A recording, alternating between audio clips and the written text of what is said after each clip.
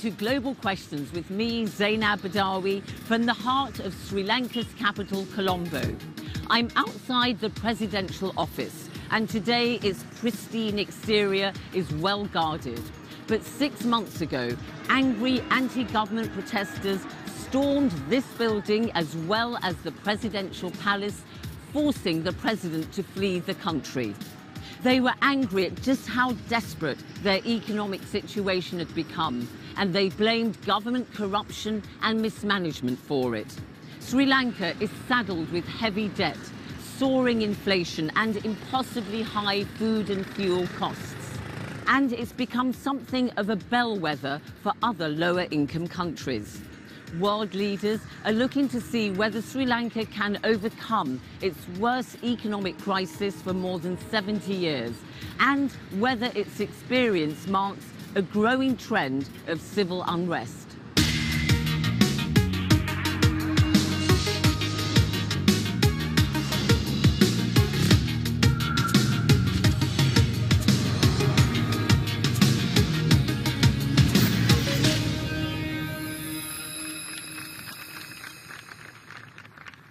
Welcome to the magnificent National Museum here in Colombo, which charts the history of this beautiful island as it marks 75 years of independence from Britain. And we've got a top panel here from Sri Lanka who are going to be answering questions from our local audience. Let me tell you who's in the hot seat for this edition of Global Questions. Ali Sabry is Sri Lanka's foreign minister. Until very recently, he was Minister of Finance and hence played a leading role in international negotiations for an economic bailout.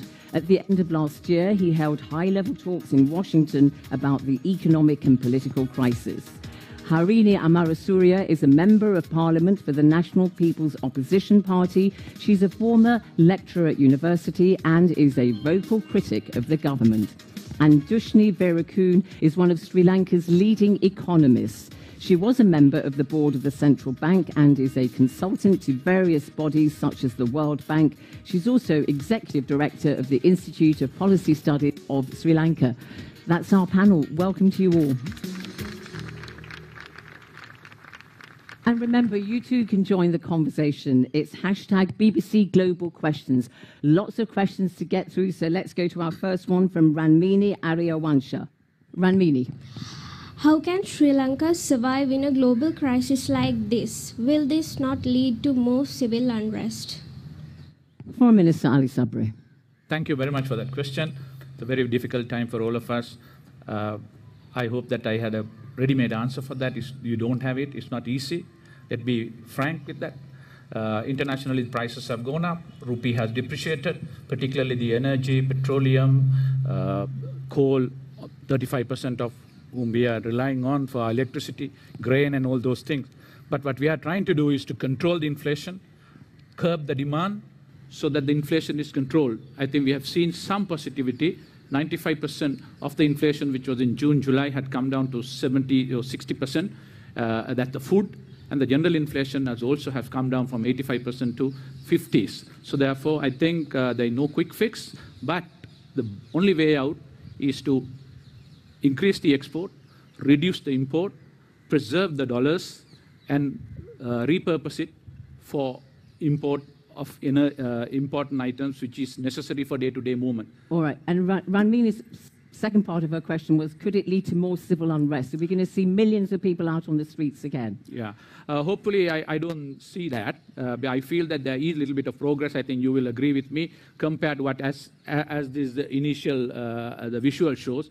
We don't have the fuel queues any longer. And that also been because we introduced the QR code, as a result of which the 40% of the demand has been cut off. And that's a result of which we are serving a lot of foreign currency, which we have been repurposing. All right, so the answer is no. You're not going to see people on the streets I again. don't see so. All right. I'm optimistic that we could get out of this. Let's see what a member of the opposition thinks. Harini.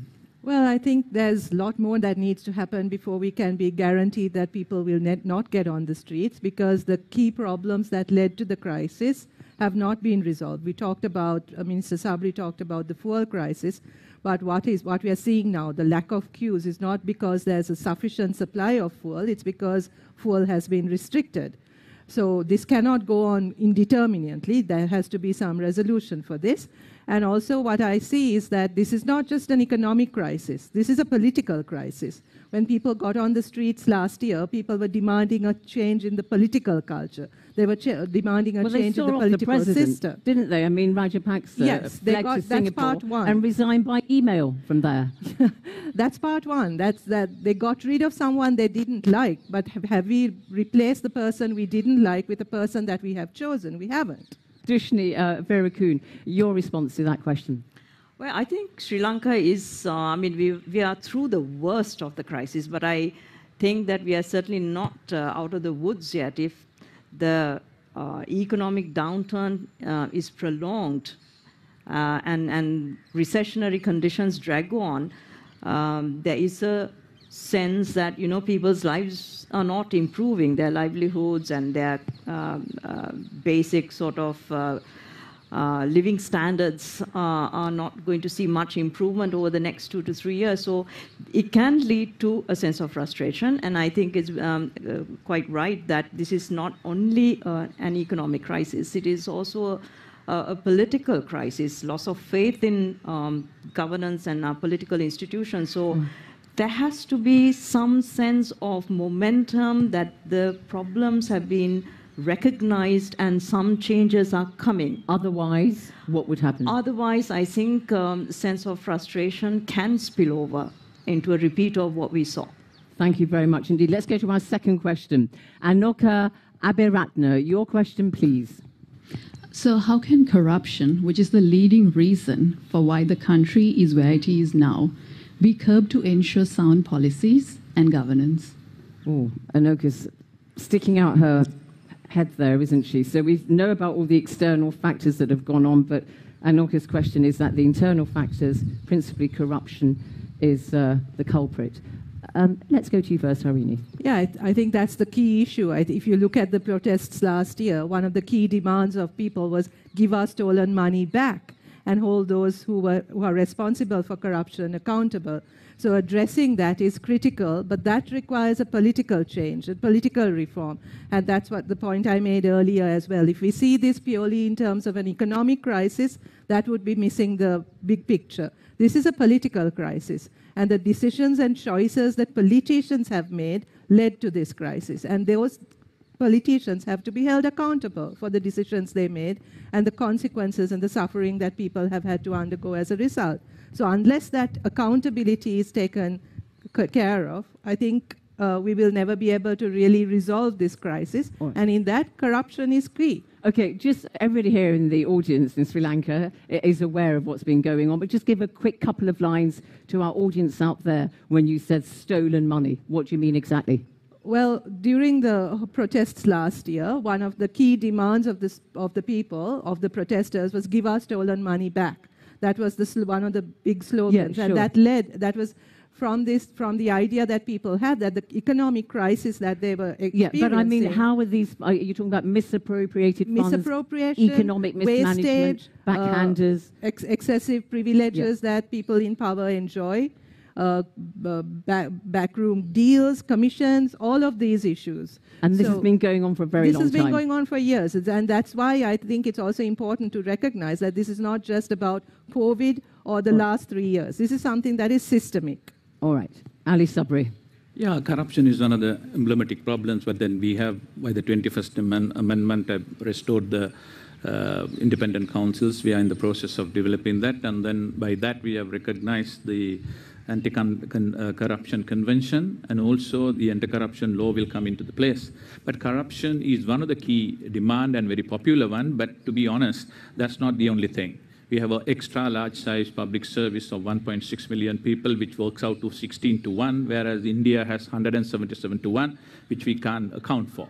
86% of our last year's revenue went only for payment of salaries, so you can't run a country like that. Out of 70% of our entirety of the budget this year went for loan payment and loan interest repayment. So it's easy to say that the corruption is alone. It's just a one point. There are massive reforms which are necessary. But it is a factor. You're saying it's one amongst a few. Yes. But what tangible actions and mechanisms are being implemented to ensure that you have that accountability of funds in the country? We are looking at an anti-corruption law in the style of Hong Kong to give further power to the independent commissions of corruption and bribery so that more prosecutions can take place.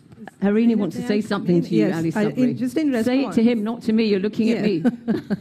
But I think the issue here is that corruption, as we've understood, it's systemic here, right? And it's not just a case of it's about holding people accountable. This government has been in power for 3 years already. 3 years now? 2.5, 3 years? Where is the accountability? What has really happened even when they've been in power, right? And what about the ongoing corruption? There have been instances right now, as we speak, of corruption going on. The Minister also spoke, you also spoke about the bloated public sector. Who's responsible for that? Who hired those people? We're going to come to that a little. I'm so sorry, Ali Sabry, Minister, but they like what Harini is saying, and you didn't get any applause for that answer. But anyway, let's see what Dushni has to say. Dushni, your response to the question about corruption. Well, I tend to agree with what the Minister said, to the extent that corruption is one of the manifestations of the broader issue of loss of accountability and weakening of institutions that we've had. And I think we can have certain structures and places in place, but I think one of the biggest areas of reforms that people are demanding is actually in the political leadership, because corruption has not sprung on us overnight, and the economic crisis did not spring up overnight either. This has been successive governments over the last few decades where we have persistently seen institutions being weakening. So there is no quick fix. All right. I'm going to take the next two questions together because they both ask something that's related. So let's go first to Tanuki Gunasinghe. Tanuki. How important does the panel think welfare reforms will be in the coming months to support those most affected by the cost of living crisis? Okay, thank you. And let's go to Mahisha Veerasinghe. A nutritious meal for children and the general population as a whole has been absent for a long time. What are the immediate steps that have been taken that would be successful even in the long run? Dushni, I mean, two questions there. One is about sort of emergency welfare for people who are in a desperate situation right now. I mean, people are sort of choosing about whether they should eat, whether their children should eat, which child should go to school, which child shouldn't go to school. I mean, you know, it really is a dire situation, and what can be done in the long run? Well, I think there has not been a disruption to the Sri Lanka's welfare schemes related to school children. There is a free midday meal. Our schooling is accessible to all at no cost. The issue is that we've had significant high food inflation in this country, running at over 90%. So whatever midday meals were being provided by the government, you are not able to provide that same meal now because the cost has almost doubled. And unfortunately, given the fact that we are in a economic crisis and the government needs to cut back on expenditures, means there isn't that amount of funding there to top up what we should have topped up by now. So I think all of this means we are relying on multilateral agencies to provide some funding, but in the long term, we need to get all of the IMF programs, all of that tightened up so that budgetary support comes to scale these up. Otherwise, it will continue to be a big problem. Harini Amarasuriya, I mean, the United Nations is really sounding the alarm bells. You know, they're saying that half of the population in Sri Lanka could really fall into poverty. So there's a huge problem with targeting and with effectiveness of existing welfare programs. That is also due to heavy politicization of welfare programs, where governments that come into power tend to provide the welfare based on political affiliation rather than actual need. So that has become a major burden on the welfare programs in general. All right. Minister Sabry, your response to the question. One of the conditions of the IMF program is also to roll over a social protection net to see the most vulnerable there. And of course, the midday meal program is going on. But generally, about more than 3 million families had been covered. But I do agree there are some verification need to be done. There are some people who have already been graduated from these projects but still getting it. There are some who have been left out. They need to come. There is a new program which is going on along with the World Bank in order to identify that and upgrade that. So but time is running out, isn't it, Minister? Yeah, but I then mean, already people from are really very hungry right now, and the government is, it seems, virtually on the verge of bankruptcy. I mean, even the President said a few months ago, President Wickremesinghe, that trying to find $1 million was a bit of a challenge. Yeah, of course, but if you look at it, about 700 million worth of US dollar worth of funding came in from the multilateral agencies, and larger part of it, about 350 million US dollars, were directed towards the social security net. And that is how we have been Of course, we all tend to agree there is no two word about it. We are not out of the wood. People are suffering. But if you look at from the March and the May, what people told that we will starve in September, starve in October, that had not happened because a lot of funding was put in to fertilizer. Yeah, but it might happen. Yes. It might happen, right? It might happen. It has happened. There are people going hungry as we speak. So it's not as if we are out of the woods. I mean, we do get reports from schools of children fainting during a school assembly because they go to school hungry. It's also not just about filling your stomach. It's about nutrition. And that's the real issue, whether they're getting nutritious food, whether they're having access to nutritious food. So there really needs to be some emergency response, and that needs to happen now. Not enough, not in the scale that is required. Okay, thank you for that. Let's go to our next question. Talal Rafi, your question, please. Sri Lanka has one of the largest public sectors in the world, around 1.6 million people for a population of 22 million. And according to a minister, 86% of government revenue goes to paying salaries and pensions. So this is definitely unsustainable. So how can we reduce this? Ali Sabry, I mean, if you include the defense forces, the army in Sri Lanka is huge. And you know, as the question has just said, we've seen various figures between 70% and 80% of national spending goes into paying salaries. That's insupportable, isn't it? Yeah. For the last year, it went 86% of it. Right now, it has come down to 65% because our revenue has gone up because of the new... okay, but it's still very high. It's very, very high. We all tend to agree. But the problem is, some of my friends' party goes into the university, drag down the people to the street, not get them to study, and then once they come back, they are not employable. When they are not employable, they force them to give their government job. They organize themselves.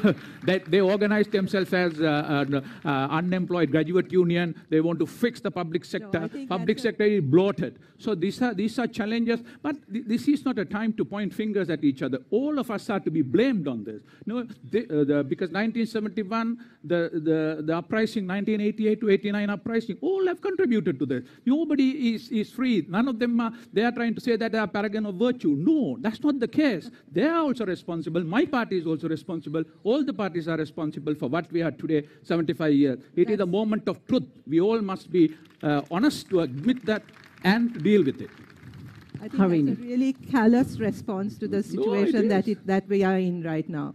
People are not getting on the streets because they choose to get on the streets. They're getting on the streets because there are actual problems. I think it's a very glib answer to say that it's the education sector that's to blame for the poor economy in this country. The economy is the response that the economy needs to produce enough jobs. The economy needs to be resilient enough to absorb those who are coming out of the university system. We do not have that.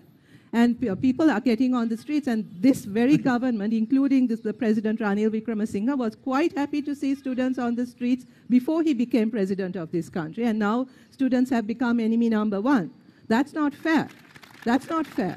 He has to remember how he got to the position that he is. He's an unelected president, and he got to that position because of the protests on the street. So now to blame students for what is happening is really not taking responsibility for the conditions that created the situation that led people to the streets. Just remind people, Ranil Wickremesinghe was Prime Minister at the time when Gotabaya Rajapaksa left office in July. He then became president, and a lot of people in Sri Lanka believe he obviously does not have a mandate to be as president. But how does this relate to the question that was asked by Talal about how you can reduce the bloated size of the public sector? Exactly. So that has to be... Sorry, Harini, please go ahead. You're being very polite with each other now, aren't you? We are polite, and which is my colleague. Well, the public sector certainly, our position is the public sector needs to be strengthened. Strengthened doesn't mean expansion or bloating. And if you look at why the public sector has been bloated, and if you look at in which sectors it's been bloated, it's in areas, in resources where, it's people who are really unproductive who've been chucked into the public sector, where there are lots of vacancies in areas that actually need to be filled. I've got to bring Dushni. You've got to break up this bilateral at the side here. Dushni, your response. I mean, I think Sri Lanka has a public sector that's far too large. There is no dispute about it. And the reason why it's grown in size is also political, because each government that comes in has, they come under pressure to absorb more and more people into the public sector. Some of it is unemployed graduates, but a larger chunk of it is also politicians providing employment to their supporters through the institutions that they control. Thank you. Now, yes, so that's we're running out of time, so let's go to our next question. Nuji Mayan, your question, please. So my question to you is, what are your thoughts on which countries Sri Lanka should look at aligning themselves economically in order to stem the cost of living crisis, given Sri Lanka's current precarious financial predicament, as well as for future growth and sustainability? Dushni, you kick off on that one. I think if you look at long-term economic interests, my sense as an economist is that we are better aligned to the Asian region, because Asia has been identified as the center of growth for the next 2 to 3 decades. Most of our investment is coming from Asia. Most of the technology transfer is coming from Asia. Most of our imports are coming from Asia. Our exports are, of course, headed to the West. But we need to diversify our export base, find new markets, and I think for us, finding new markets will also be mostly in the Asian region. All right. So that's short my answer there. Short Very answer. quick answer to that one. I mean, China, India, Japan, big countries that give a lot of money to Sri Lanka. I agree with Dushni, because we need to work with everybody, but then Asia, this is the century of Asia for at least next 2-3 decades, so we have to work with them. India is growing, you have to partner with them, integrate with them, and have that opportunity to use it. So as far as China is concerned, we need to look at it, how to export more than now we are importing. So that's where it is. Very quickly on China, Harini, maybe you could address this. A lot of people are unhappy about the fact that China builds these infrastructure projects, but at hugely inflated costs, and then there's this debt that's built up, and they buy the family jewels, like the port. I think that's part of the earlier issue we spoke about of corruption. Yeah. But actually, the biggest problem with indebtedness is not really China; it's the international sovereign bonds, which have been, which we borrowed on privately. So that's the real problem, not so much the bilateral loans that we've taken. Thank you. Final question. Ulfath Pfizer, your question, please. Thank you, Zeinab. A lot of Sri Lankans are migrating and are on the verge of migrating. As much as it does help generate foreign exchange to the country, in the long run, we are losing top talent and prospective entrepreneurs. Also startups and many other various skills that could lift the country to a much better state imaginable. What reforms and policies can we adapt to identify and retain young talent? Okay, very important question, but I'm afraid we can't really go into reforms and policies, but it is a sad state of affairs. More than 300,000 people left the country last year. That's the highest figure ever. Very quickly, Dushni. I mean, we are losing talent that we really can't afford to, because Sri Lanka is a rapidly aging demographic. We need our young people, and the only way that we can keep them back is to give them a sense of some material systemic change that's going to come to the country on the political front as well as on the economic front. If they don't have that confidence, they'll keep leaving. Arina? People are leaving because they've lost hope, and they don't think that they can build a future in this country, and that needs to change. People have to have hope. People have to have confidence that they can carve a life out for themselves in this country, and for that, there needs to be political change. Minister Ali Sabry, final point? Yeah, I feel there has to be deep economic reforms as well as structural and political reforms, because this, though we say that a lot of people have gone, yes, 312,000, but even in 2014, 304,000 people left. They always, they will go for better standard. So what the alternative is to provide an opportunity here in Sri Lanka so that we can retain them and there is opportunity for them. But even in India, in the early 80s, people started to go. Now they have come back and they have started coming back. So I'm hopeful if we all work together without this partisan approach, we can rebuild our country. Foreign Minister Ali Sabry, Harini Amarasuriya, Opposition MP, and economist Dushni Weerakoon, thank you very much indeed. That's all from this edition of Global Questions on whether Sri Lanka is managing to put a lid on the political discontent which was triggered by that economic crisis. And I hope we've also discussed some of the lessons learned for other countries beset by similar problems. Remember, we are the programme that brings you the trend lines behind the headlines. From me, Zeinab Badawi, from here in Colombo. Thank you to you wherever you're watching or listening to this programme. Me and the rest of the Global Questions team, goodbye.